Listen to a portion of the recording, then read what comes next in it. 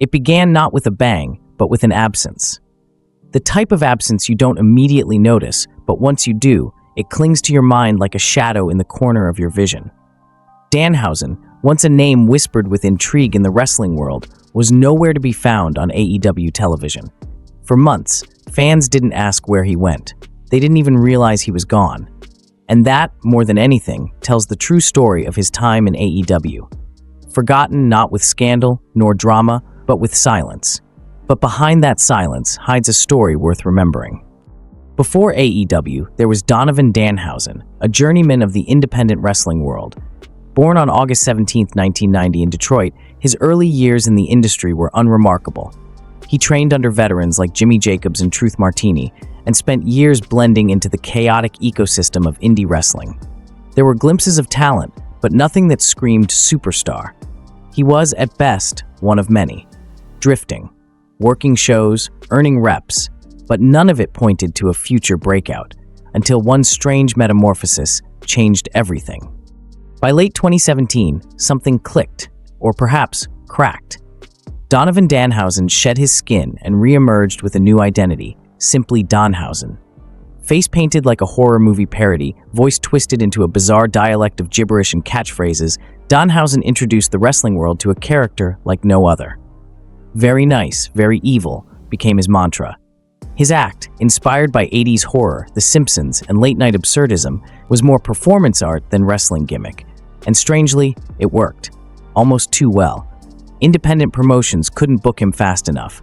He was no longer floating. He was flying. By 2018, Danhausen had become a mainstay on the indie scene. His image, white-faced, sharp-toothed, wide-eyed, was everywhere. Posters, promos, social media feeds. He was unmissable. And while the wrestling purists often dismissed him as a comedic gimmick, fans couldn't get enough.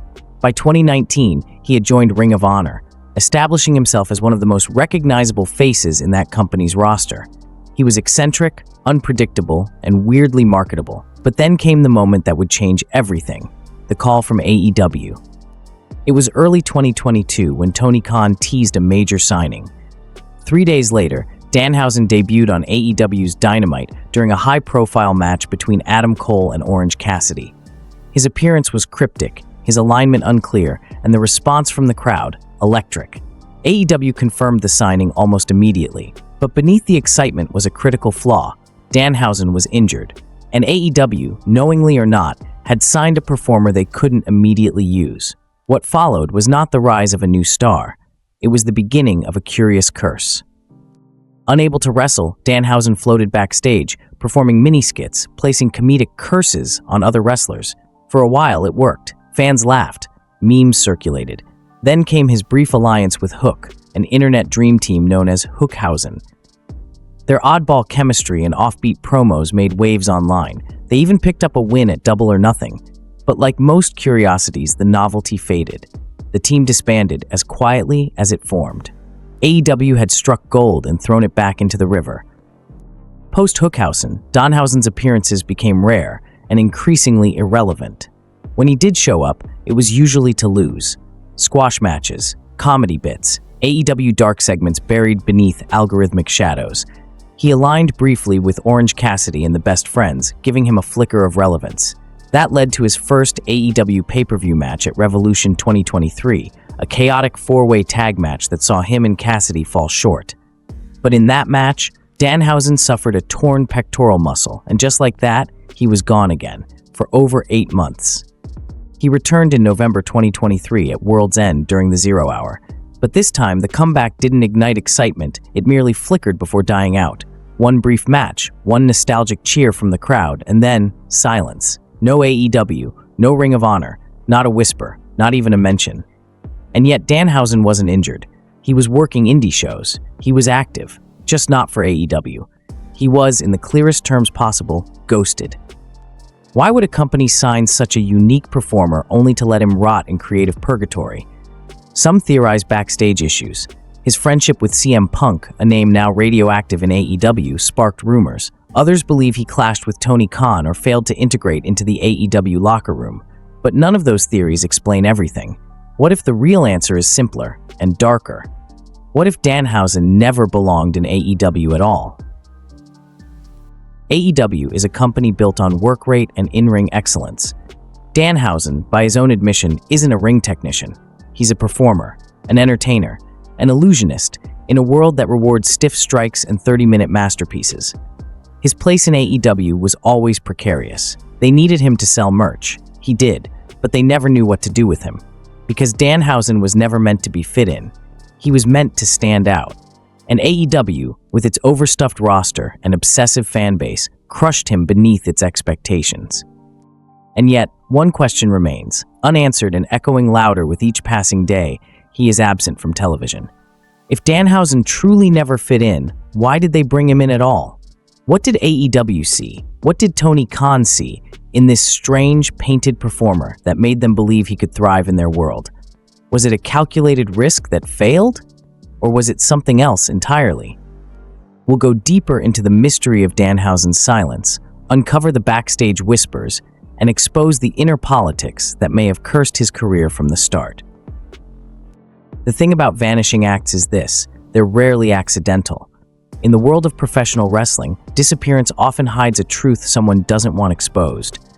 When Danhausen slipped quietly off AEW television, no official statement followed. No injury update, no storyline explanation, nothing.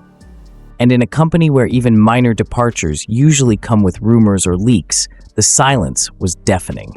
But silence, as always, is where the real answers live. The ones whispered in corridors, not shouted from commentary booths. AEW's backstage culture has long been seen as a blend of innovation and instability, a haven for the misfit and the ambitious alike. But it is also a powder keg, built on egos, alliances, and unspoken hierarchies. And in that kind of environment, someone like Danhausen, eccentric, untraditional, unpredictable, was always going to be a problem. Not because he was difficult, but because he was different. AEW prides itself on elite athleticism, long matches, and serious wrestling. Danhausen was a walking contradiction, an outlier, and outliers disrupt the system. Sources inside AEW have hinted, never confirmed, that Danhausen wasn't universally liked backstage.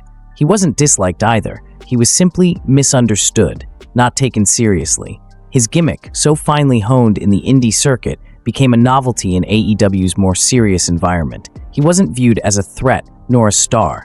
He was treated like a mascot, something to pull out when the crowd needed a laugh. But never someone to build around, never someone they trusted.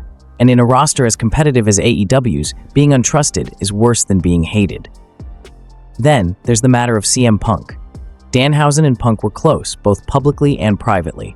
When Punk's relationship with AEW disintegrated, leaving behind a storm of lawsuits and fractured trust, anyone aligned with him, no matter how loosely, came under suspicion.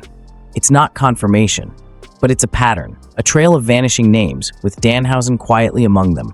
Guilt by association. AEW won't admit to blacklisting. But ask yourself, if Danhausen were just a comedic undercard act, why is he gone when others less over remain? Some fans argue Danhausen was simply a poor fit creatively. That's not entirely false. His in-ring style doesn't match AEW's high-octane pace. His offense is light. His comedic timing is niche. But to suggest that's the whole story is to ignore how over he was with crowds. His merchandise sales were among AEW's best. His appearances always sparked a reaction. He could have been a perfect mid-card act, a moment of levity in a sea of superkicks and headlocks. Yet AEW chose to hide him, and not temporarily, systematically. His last televised AEW appearance in November 2023 felt like a reintroduction, a hint that something was planned. The crowd at World's End welcomed him back with open arms. But then, nothing. He had a single Ring of Honor match in early 2024, then vanished again. No injury, no creative shift, just erased. Which raises a question darker than any backstage rumor. What if Danhausen's erasure isn't about what he did, but what he represents?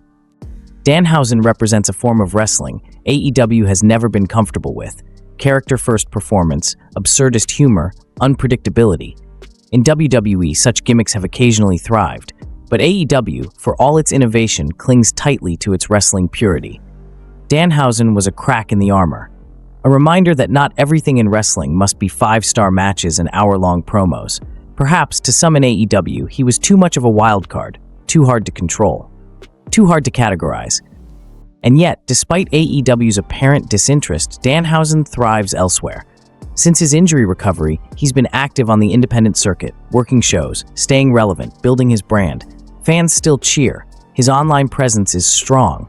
In fact, he feels more alive outside AEW than he ever did within it.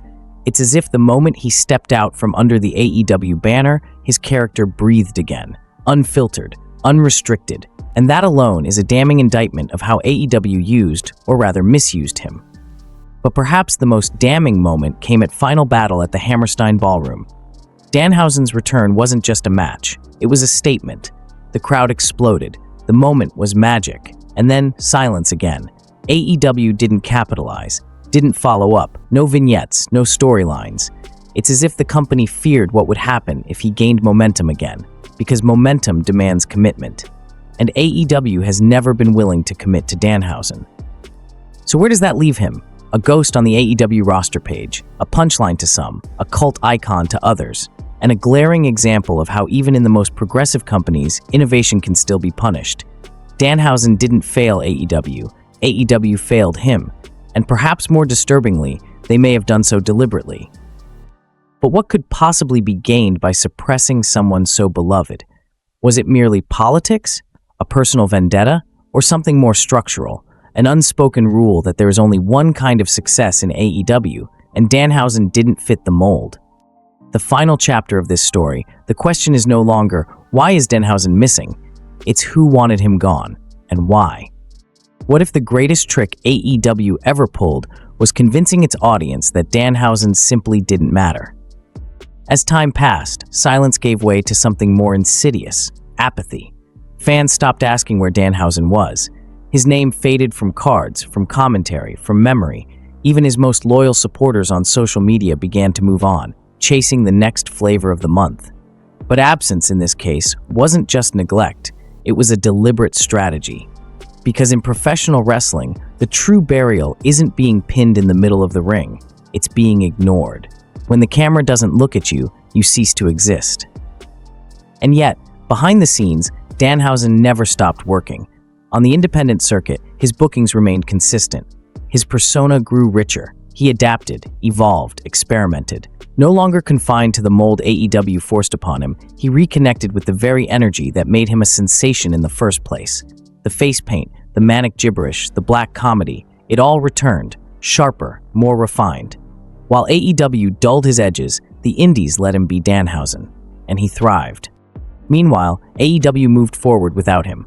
The roster grew more bloated, more competitive, more stacked with work rate purists and former champions. And in that crowd, a painted oddity like Danhausen was always going to be a misfit. But perhaps that was the point.